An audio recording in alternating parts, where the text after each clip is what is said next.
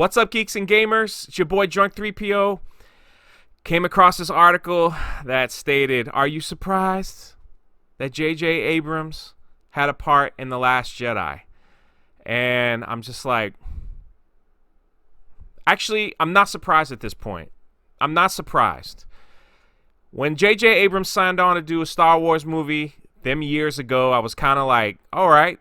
Now, see, I liked the Star Trek movies because I'm not a Trekkie, okay?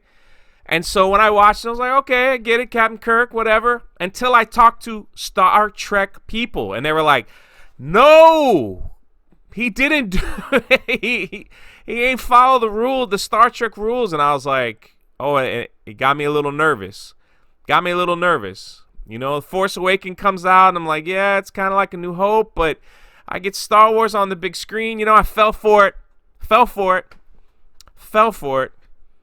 for the George Lucas manipulation, betrayal. Fell for it. You know, I saw it over and over again. You know, and then The Last Jedi just destroyed everything. So it says here that they talked about how J.J. Abrams set up a bunch of plot threads in The Force Awakens that Rian Johnson abandoned and didn't deliver on. For some, it could seem like there was no synergy between the two directors. That's not entirely the case, though.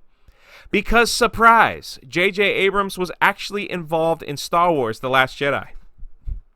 Basically, Rian Johnson's releasing his movie, Knives Out, which Rotten Tomato loves. Yeah. So, go figure. And they were talking about the Star Wars, so Rian Johnson spilled the beans and said Abrams was actually involved in Episode 8, that they talked about prior film production, about the sound, about quick bits. It wasn't like just a comment, hey, how you doing, man?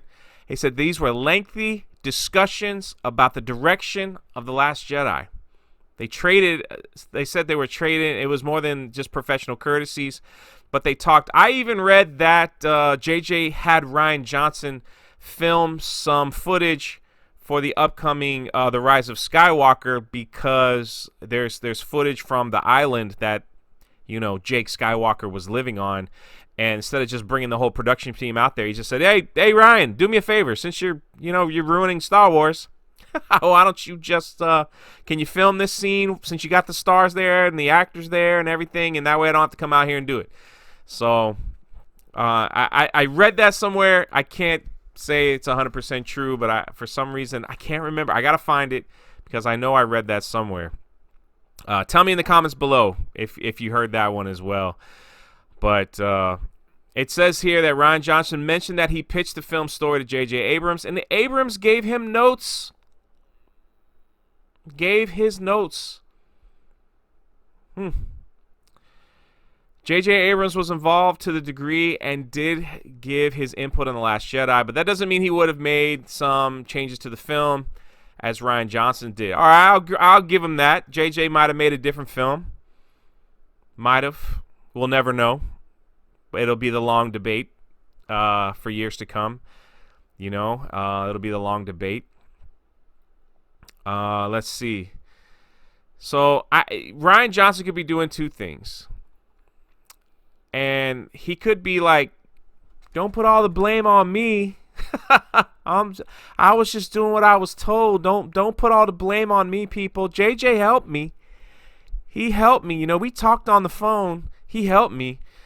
And I don't know. He could be doing that because all the words coming out saying that every time they ask Rian Johnson about his trilogy, he does this number.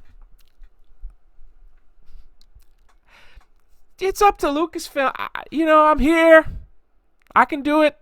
I'm here. I'm worried about my new projects, but I'm here. That's what you get from him now. That's what you get. So maybe he's just, like, I wasn't the only one that messed up Star Wars. Although the two directors had deep conversations about the second chapter in the sequel trilogy, it doesn't mean that they totally agreed on every point or that J.J. Abrams was a fan of everything Rian Johnson did. Ultimately, it was Rian Johnson's film. Yeah, I agree. And he wanted to make a movie that stood out on his own and succeed on its own merit. while also taking the trilogy into account. Wow. So there you have it. If JJ would have filmed The Last Jedi or whatever he would have called it, you think it would have ended the same? Would it have even mattered at this point? Would it even have mattered? But this story is just interesting to me. Maybe when this whole saga wraps up, maybe somebody else will write a book and we'll figure it all out and we'll know exactly what was going on and what happened and you know, everything. Basically, if you read Bob Iger's book, he's just like, we got to get movies out, baby. Just get them out, man. Move, move, move. So all that's wrapped up into one big disaster. A big disaster for Star Wars. And sadly, we're at this place, and I don't know how they're going to pull it up.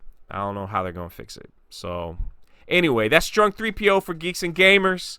Check out my channel. The link will be down below. And thank you for stopping by. Until next time.